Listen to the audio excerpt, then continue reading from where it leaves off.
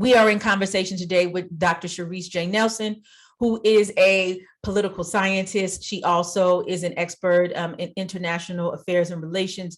But we are going to talk about something domestically, which I don't know about you, but it impacts me. When I finished my PhD, I remember when I applied for my PhD and I saw the amount of debt that I would incur. I was very nervous. And I consulted my father. My father, said, move forward because you don't know if this opportunity will happen again. I did. And now am in gobs, knee deep of student loan debt.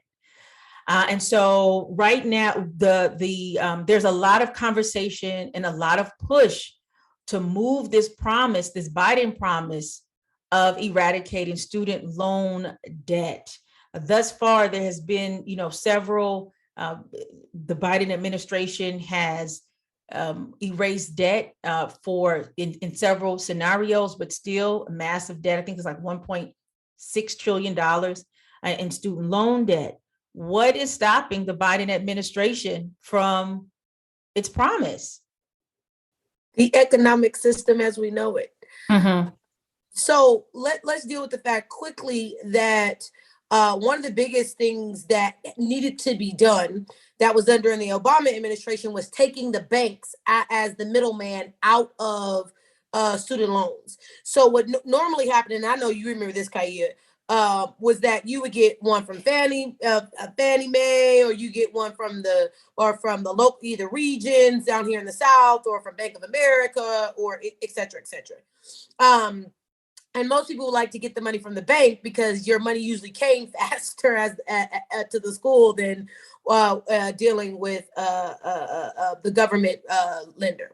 So what's happened now? What happened during the during the Obama administration? We've taken the bank as the middleman out of as the owner of this debt, and we've made the United States the owner of the debt. And so the economic issue which presents itself is the idea that we have a pandemic that we're on the heels of. We are the financing of Ukraine and making sure that they have money to fight against Russia.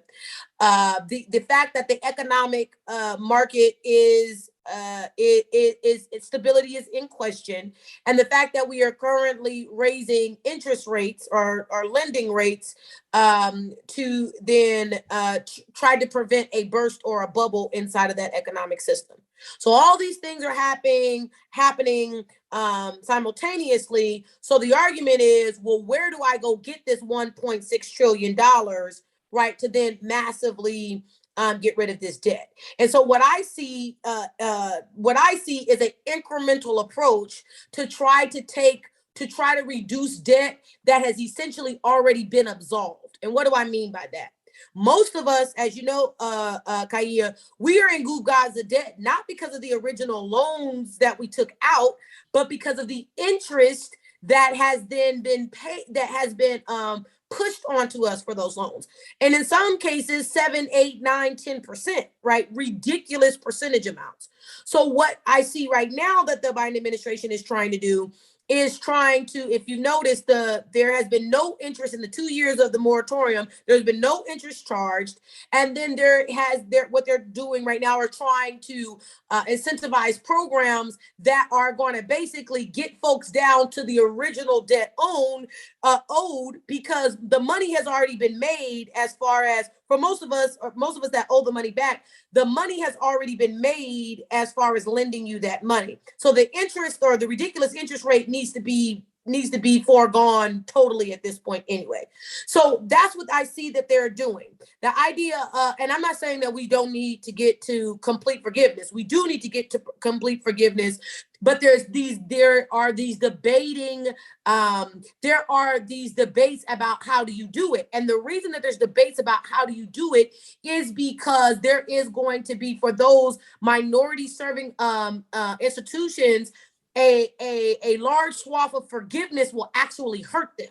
They will hurt historically Black colleges and universities. They will hurt Hispanic giving institutions. And here's why it would hurt them, is because that cash has to quote unquote come from somewhere. And so that cash coming from somewhere, or the reworking of the system, would then make students that are Pell Grant eligible, those that are considered to be in poverty, it would then almost absolve them from being able to attend school currently. So it's this idea of, I have this large swath of people, I have this system that's gotten out of hand.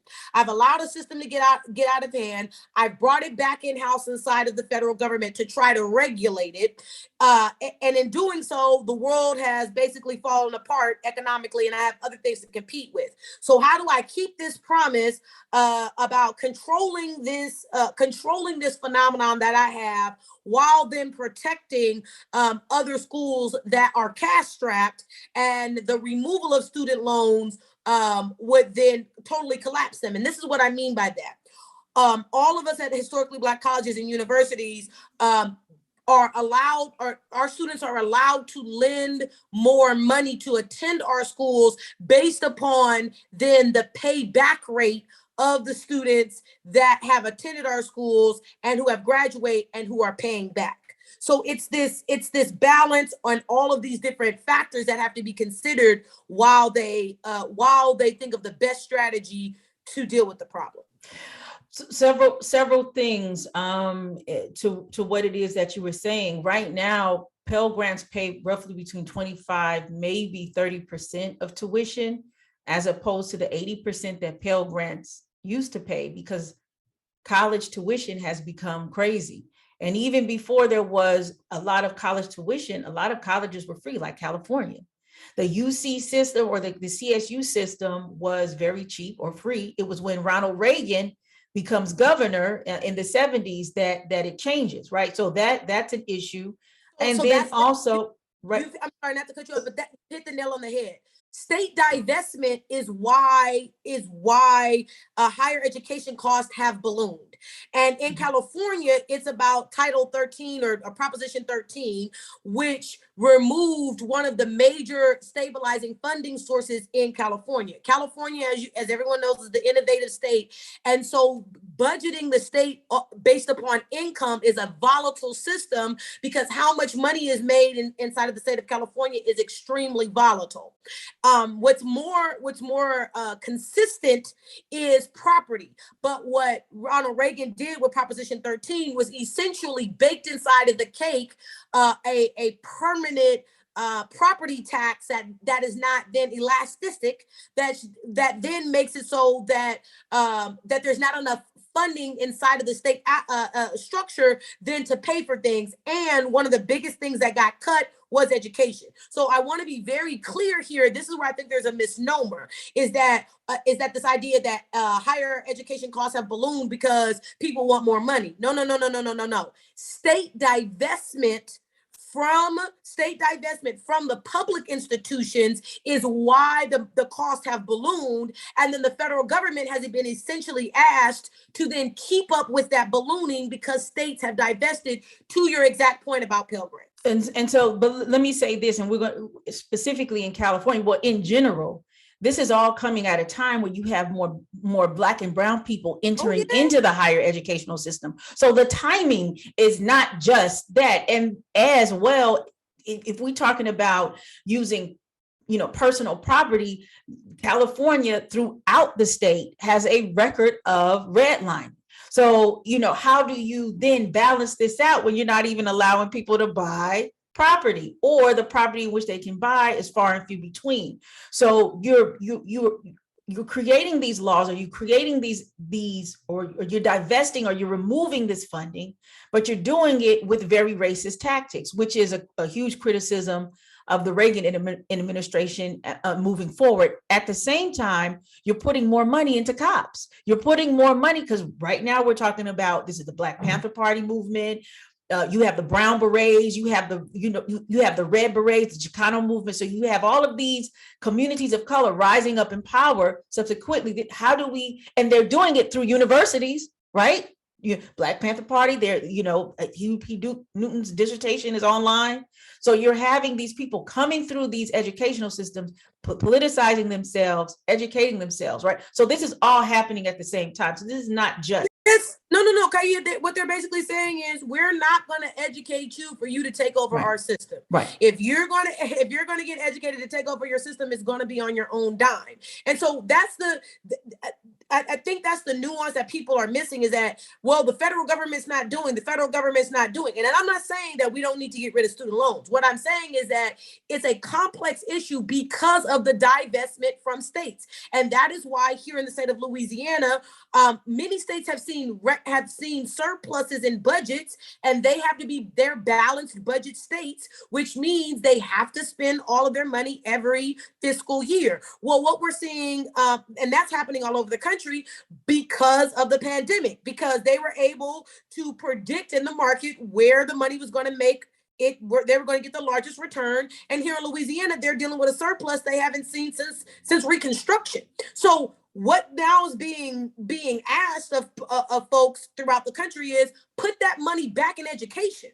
Put that money back in education in K through 12 and at the higher education levels, because then in many ways, it'll absolve some of the pressure on the federal government in this student loan crisis. Because then I can, as the federal government, go and wipe out student loans for particular students, because then it won't have a direct impact on the funding modalities inside of states, especially at state HBCUs, which make up half of all historically Black colleges. That's what I was about to say. So this all makes sense, right? So we were talking about California, but what's going on in the 60s and 70s are you have these people, anybody that's roughly about 50 years or older that is a Black in the United States has come in some way, shape, or form through an HBCU. If they did not go to an HBCU, they taught at an HBCU. They're married to an HBCU graduate.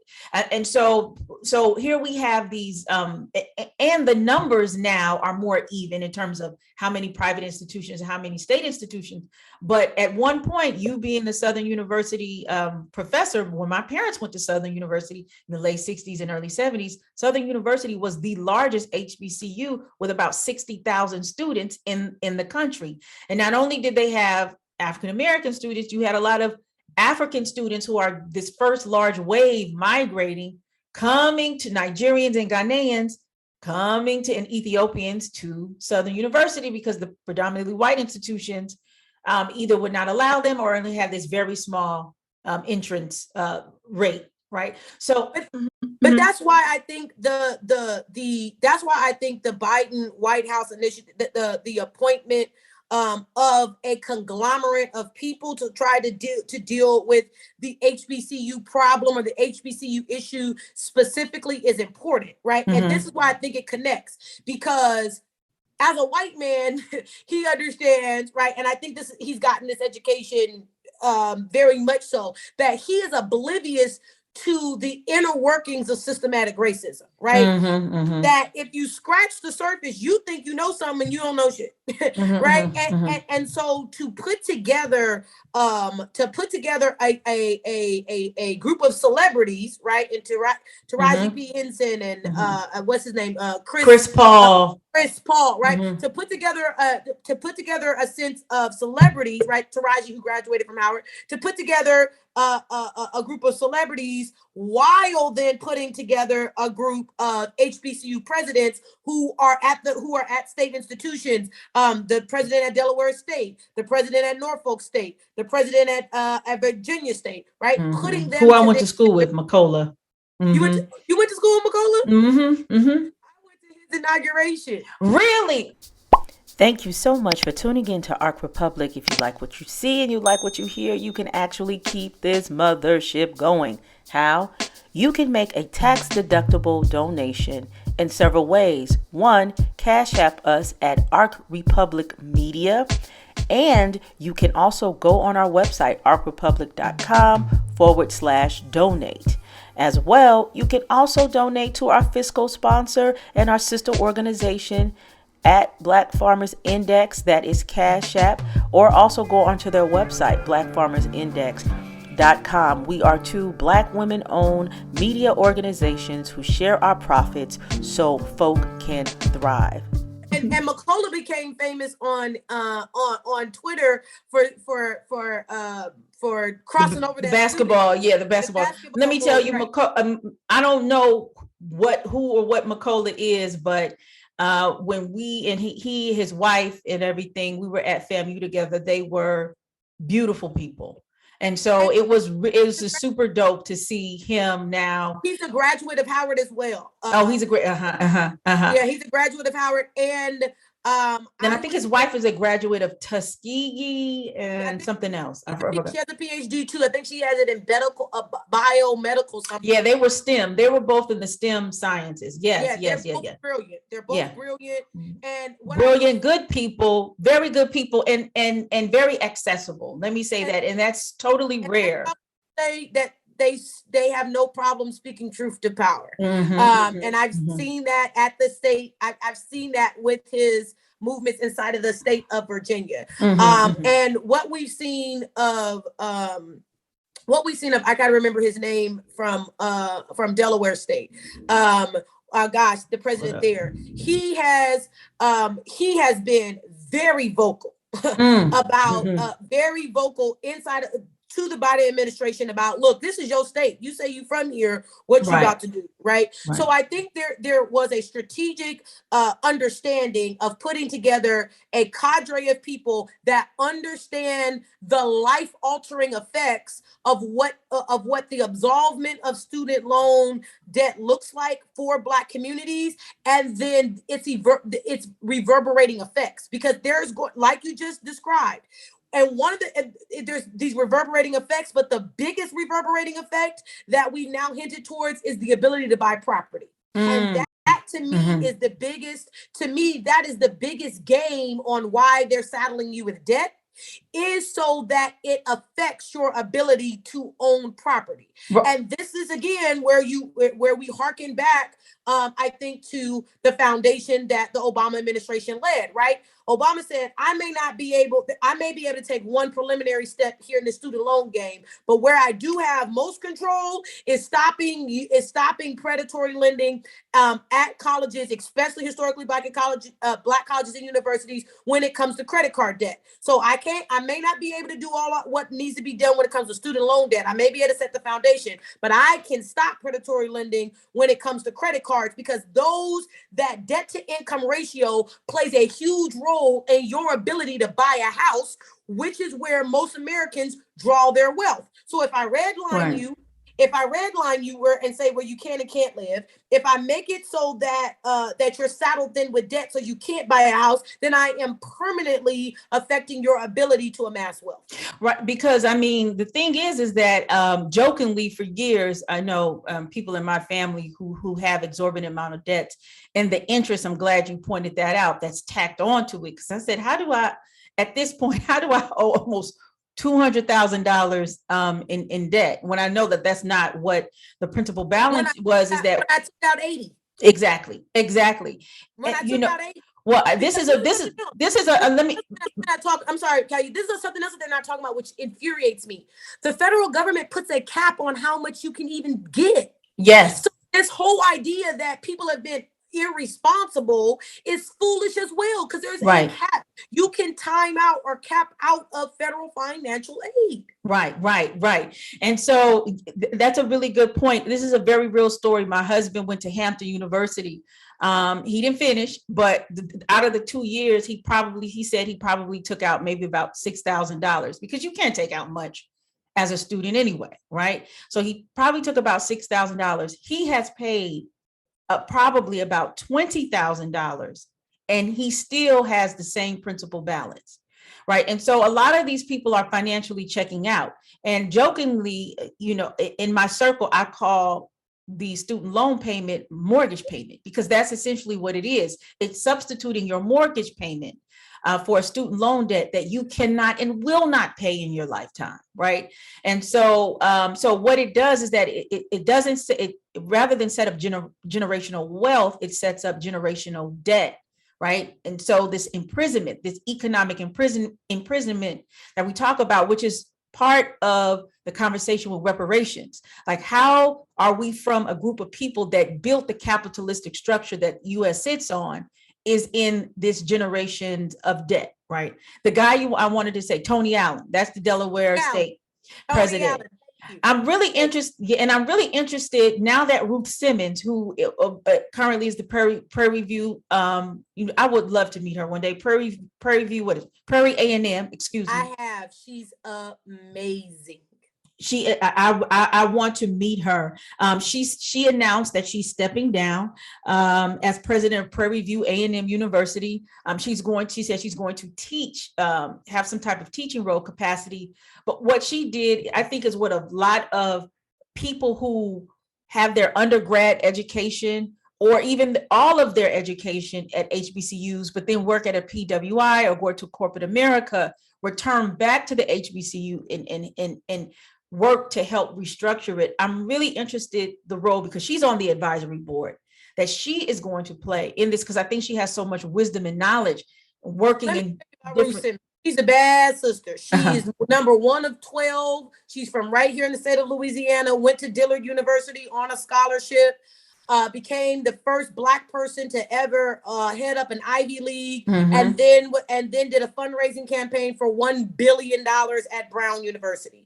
She came home to retire and take care of her family, and they said, Prairie View's in shambles. We need you to come stabilize it. And she came to Prairie View just to stabilize it. She was never there to be the permanent president. She was just there to be the interim. And essentially the Negroes down there said, oh, she interim. We ain't got to listen to what she say, misogynistic, all the same tropes that we're used to. And she said, okay, make me the president, because these Negroes ain't listening. Make me the president so I can straighten this stuff out. And while she's been there, we at Southern are very close to the Ruth Simmons Racial Justice Center that is there, and partner with them. And we just partnered with them in October to give a symposium. I mean, the level of investment that she has brought in there, uncompromisingly Black, is just, astounding. To even hear her talk, or, I've met her, to even hear her talk, right? She has not compromised in any way her Blackness. And I think that oftentimes the thing that we get scared about leaving our own spaces is leaving our space and going to that white space. Is it then going to dilute my Blackness? And I look at her as an example of the fact that it doesn't have to do so. Right. And another thing as well, because I know I'm close to somebody who was recruited by Dr. Simmons to go to Prairie View A&M. She's very intentional in setting up institutions and has silently got a significant amount of money directed towards the university in order to hopefully maintain these institutions that she established or set up while she's there. Yeah, she's going back to teaching, but she's going to be leading a leadership institute where she is trying to train up leaders, to be presidents.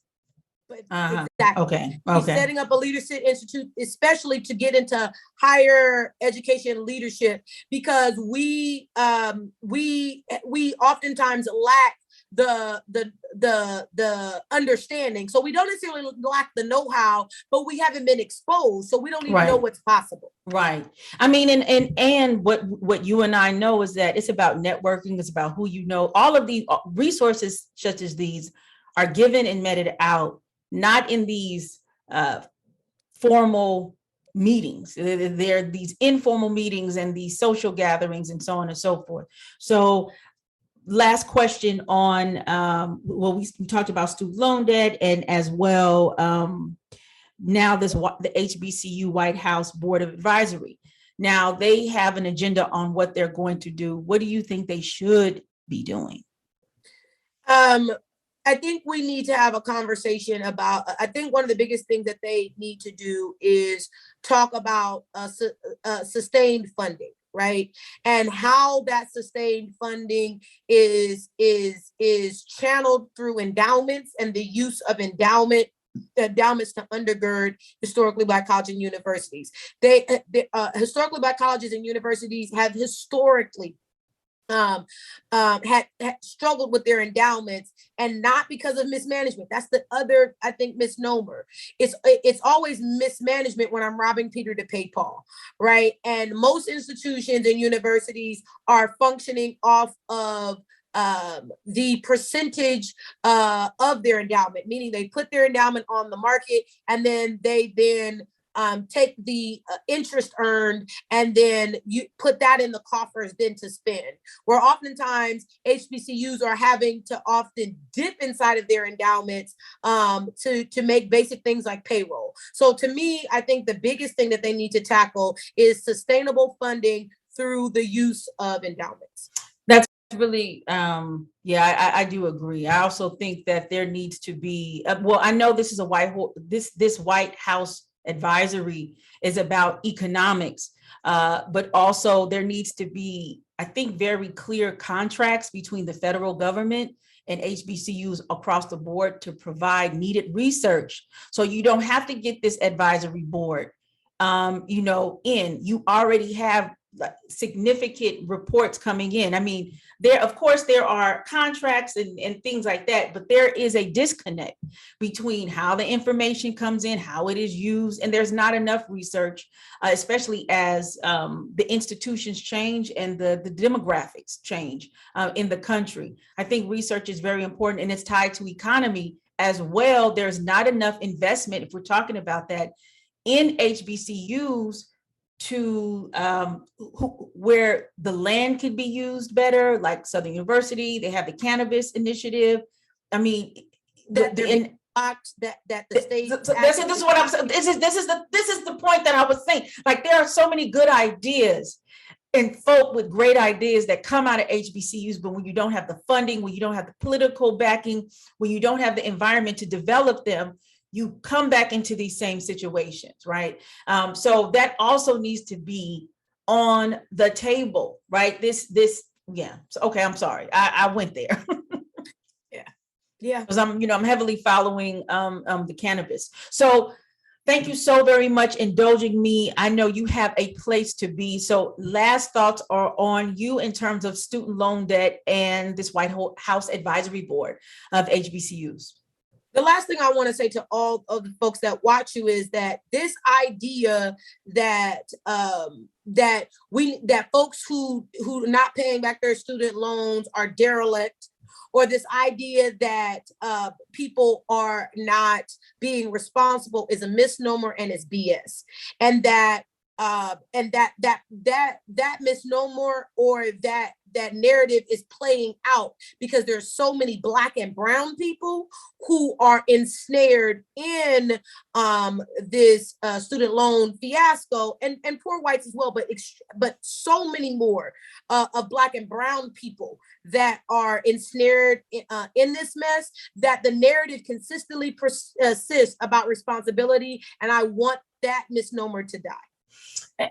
I want to talk about student loans some more, because even, before you could pay off. So this is another thing. There's been waves of hustles that Black and brown people didn't even know existed in terms of paying off your student debt, which is a trend, right? When you find out about hustle, like right now, it's coming to an end now, but I would say for the last 5 or 6 years, it's like credit repair hustle, and how there are all these loopholes that you can use in order to avoid or to raise your credit score, right? Because I mean, a lot of these people, as we talked about, are going to college or trying to enterprise themselves, but then get caught up in all of these, obstacles, and they don't know how to navigate them, right? Because they're coming from a place of unawareness. So, I forgot, I think this bill was passed in the 90s, but up until the 90s, you could pay your student loan debt with credit cards. And so what white folk were doing were taking their American Express, they get American Express card, these cards, and they max out all the cards, pay off all their student loan debt, and then they will file for bankruptcy. But they didn't have, so the bankruptcy, the student loan debt, because you can't pay off, in bankruptcy, you cannot put student loan debt in your chapter 7, chapter 13. So when that loophole was discovered, or it was exploited enough, then that closed. This is just one example of what we're talking about, of how people have been able to navigate. I say this is a story. My sister is a medical doctor, and she found out that several of her colleagues who were several generations in of being medical doctors or professionals, that they had an LLC, they had a corporation with their names on it already prepared, so that all of the money they got in their profession was funneled to this corporation. So on paper, they looked poor. So they were eligible for a lot. They didn't have to pay like an exorbitant amount of student loans and so on and so forth. So they were eligible for a lot of things because on paper, they had a certain financial bracket. So these are things that we don't know about, or, you know what I mean? Or the circles in which I roll in, they didn't know about until I started going to these, corporate workshops and so on and so forth, right? And even this credit repair, I was telling my newsroom editor, the credit repair hustle that is current right now, I saw those, and I had those documents in the late 90s. So this hustle is gone. And already there's some things that the credit bureaus have done away with that you can't do anymore. So I wanted to say that there's a lot in terms of conversations about how we're going to move forward in this post-pandemic world, economically, socially, and politically. And I look forward to having these discussions with you more. I do. I love talking to you. Thank you so much. Well, we'll be talking very shortly again, because we still have to tackle a lot of issues in the world. But for right now, it is a wrap, sister. All right. Let's embark on the Arc Republic to hear current news that's published. More than gossip and chatter, covering current affairs that matter. We talk issues with professional views, all keeping you in queue. We wanted a higher vibe for these days and times, to free the voices and minds, reporting the sign of the times, so all can build. Let's shine, yeah.